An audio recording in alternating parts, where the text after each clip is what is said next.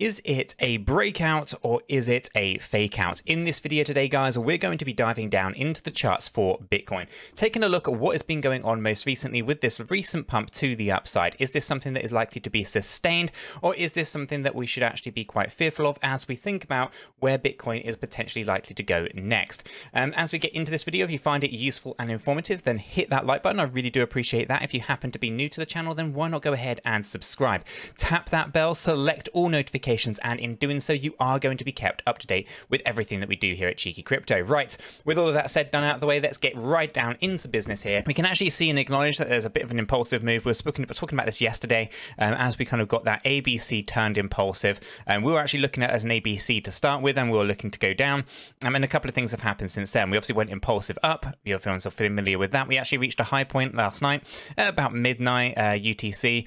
And effectively, that was approximately, if I actually just hover on this candle here, $41,913, right? A little bit short of our $42,000.30 zone. Okay, so we got rejection and we started to pull back down here. What has actually happened here, and a real important note, whether we are bullish or bearish right now, I think it's important that both sides of the camp actually are familiar with this. There's a lot of things that we need to consider, whether we are bulls or bears, we have to understand this. And that is that we've invalidated one area here. Okay, so when we have multiple different wave counts on different timelines, we've obviously invalidated the first area, right? So this area just here at $39,650. That was the very first one that's been invalidated. Now the second target of ours, which is the $42,030 zone, effectively that is the second invalidation.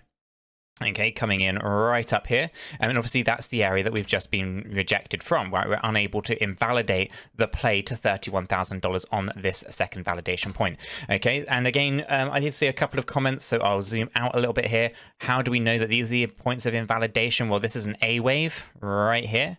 Okay, so that if we cross that A wave, then effectively the C wave is over. Okay, so it's important that we acknowledge that, and that is the second invalidation. The first invalidation again is on a micro ABC move with this wick just over here on the low point. This was about 8 a.m. on the 10th of January. Okay, so that's the first one that was invalidated, meaning the C waves come in. It's not going to go down any lower on that wave count. And the second one that we're trying to get pushed through right now is a larger ABC move here. And then there is a third move to $31,000, and that would require new all-time highs.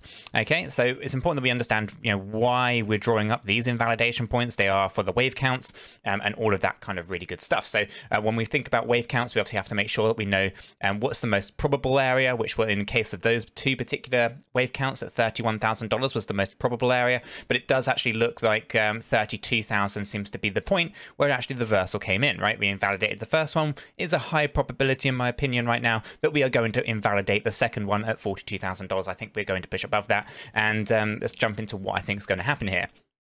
So for Bitcoin, we can obviously see that there's a bull flag here. You basically have the mast, if you will, the flag, bull flag showing, and we are looking to push up into a fifth wave. So if we actually recounted this, so we had this 5 waves down. The triangular wedge, the breakdown of here is actually a zigzag right inside this point with an ABC zigzag, and then we've got the the original A wave up, the B wave down, and then the impulsive break, turning that into a 1, 2, 3, and then we reach that $41,913 range, and we pull back down into this low point again, another safe ABC move, and now we are looking to move up into that fifth wave, that final wave to the upside, right? And what does this actually mean? Well, it means that we're finally coming to completion of this impulsive move to the upside, and in terms of completing this move to the upside, we have to be very aware that we are most likely going to see an ABC down, right? That's usually what happens. The markets don't just move in one direction constantly, and there would be an ABC correction that would follow. Okay, so the most probable area that I see here on the charts for this is 42,400 approximately, right? Right in here with the minimum threshold of a fifth wave. That is the 1.618 of the previous wave count. So that is the 1.618 move of the wave 4. Okay, so that's the minimum threshold for a fifth wave. Okay, so we understand that that is the most probable area that we're going to at least move to. There's a possibility we might go up to 43, 44, or 44.5, with this being confidence. I've enabled it confidence because there's a bigger thing going on here. Lots of other kind of analysts in the space, and it's important that we kind of acknowledge some of the more bearish kind of scenarios, right? And that is what this chart is kind of illustrating. The more bearish kind of outlook, right? We are tracking effectively on this chart. Let me just explain it before we get really into what's actually going on there. This is a descending trend line, and the descending trend line is also tracking wave counts. Okay, these wave counts have been pretty consistent and pretty good so far. So I want to kind of just go through what this bearish outlook looks like and what it means slightly shorter term before we go into the long term kind of push to the upside, right? So here we have effectively a 1, 2, 3, 4, 5 waves down. The fifth wave being about $27,000, and that target has changed because we've pushed up past this descending trend line. Now, the thing that's really important about this is that there are a couple of there's a really good key invalidation point that if we push up past it, it means that we're not going down to those lower points, right? It's very unlikely that we'll go down to those levels. So we need to talk about that. And the other thing that I want to talk about is the consistency inside this particular pattern as well. Because inside here, we actually have really good wave counts, right? We have a 5, 3, 5, 3, potentially 5 more down still to come. Now, I don't want to scare people needlessly. I think, you know, we are looking pretty good right now, pretty strong, but we are expecting a correction. And if we do expect 5 waves down, it's going to be a fantastic opportunity in that, but we do want to be looking at invalidation, right? So what we have here is 5 waves over there. We have 3 waves over here. If I can actually draw a 3, my mouse is still playing up. 3 waves up. We have 5 waves down, and we have here the 3 waves up, and that's what I'm going to focus in on right now. Okay, so let me just clean that up. Let me get rid of that, and what I'm going to do is I'm going to zoom on in just here and make this a little bit bigger so you guys can see this clearer. Okay, so as you can see, we were tracking an A wave up. We were looking for our B wave down, and we thought maybe we've actually kind of come in right about here. We saw this pullback. We didn't actually cross the low level of wave B, and we didn't cross any lower than the originating start position of our A wave. So this is all valid still. Very, very choppy kind of action. But on a macro scale, we have an A wave, we have a B wave just over here, and our C wave, if I grab that, is up here. Now, what's important about this? I'm going to delete this fib and I'm going to redraw this so you can see exactly what I've been doing. And we take it from the high point just here of this A wave. We take it to the bottom of our A wave. We transpose this over to the bottom of our B wave. And we can see if I grab a horizontal ray on top of this line, this area here is the most probable area for a C wave. Okay, so why is this important? This is important because 5, 3, 5, 3, you would expect to find 5 waves down. Okay, now obviously that's your bearish outlook. That's kind of what the bears are kind of looking at. That's kind of where we're thinking things are likely to go if you're bearish on the situation. Okay, $27,000 Bitcoin. Now, to kind of put us back into some form of control, we need to understand a couple of things. Now we understand that, you know, we've actually followed quite nice and neatly here. 5 waves up, 3 waves down, 5 waves down, 3 waves up, with 5 waves down and 3 more waves up.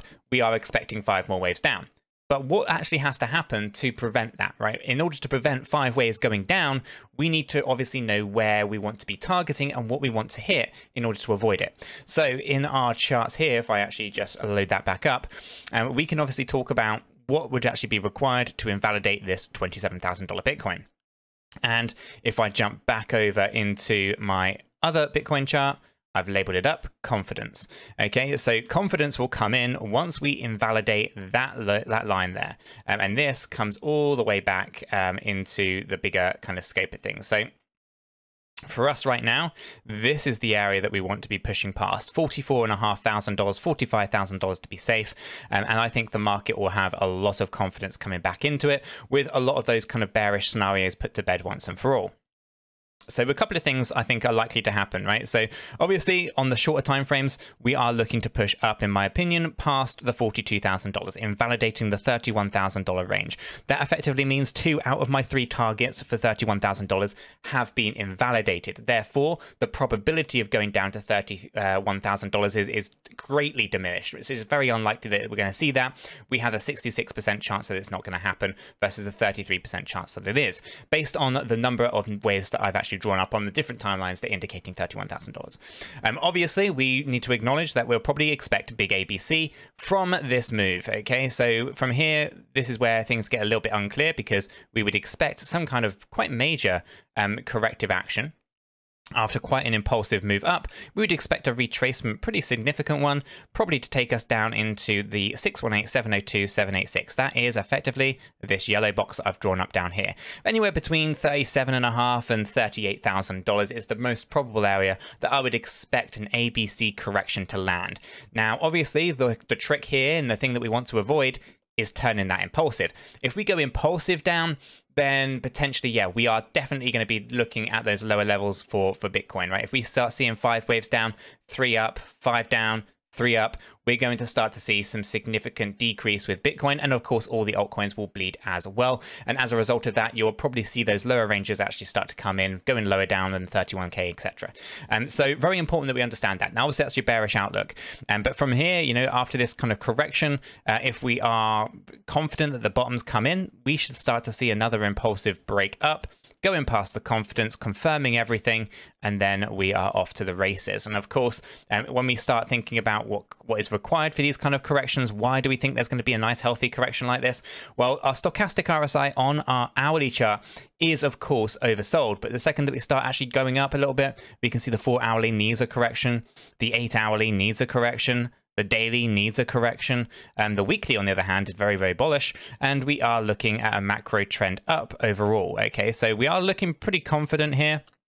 But until we get past the second invalidation and the confidence area of $44,500, we should be, you know, skeptical and understand that, you know, the probability is still, you know, downside, right? The probability is still quite high that we actually go down. But until we actually take these areas out, and if we do take these areas out, that confidence is going to come right into the market, and those lower lows I just don't think are necessarily actually going to occur.